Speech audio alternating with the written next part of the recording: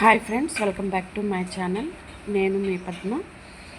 June 21 international yoga డేగా ప్రకటించారు. ఎందుకోసమంటే ప్రతి ఒక్కరు కూడా మెంటల్గా ఫిజికల్గా కూడా హెల్తీగా ఉంటేనే ఆ రెండింటిని బ్యాలెన్స్ చేస్తూ మన హెల్త్ని ఇంప్రూవ్ చేసేదేనండి యోగా.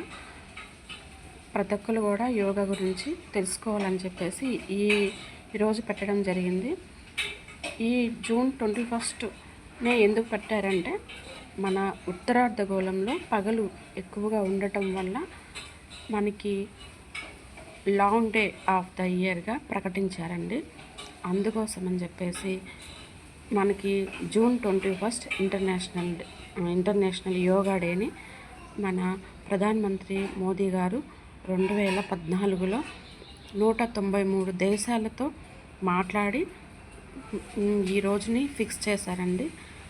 2015లో మొట్టమొదటిసారిగా న్యూఢిల్లీ రాజ్పథ్లో యోగా డేని నిర్వహించడం జరిగింది.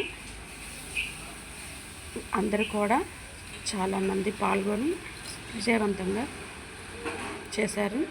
మన 5000 సంవత్సరాల క్రితం నుంచి కూడా మనకి పురాణాల్లో, ఇతిహాసాల్లో ఋషులు, మనకి పెద్దవాళ్ళు కూడా మనకి గ్రంథాల రూపంలో మనకి యోగా గురించి చాలా హెల్త్ బెనిఫిట్స్ తెలియచేశారండి.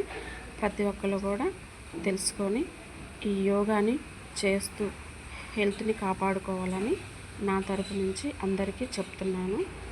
ఉంటానండి. బాయ్.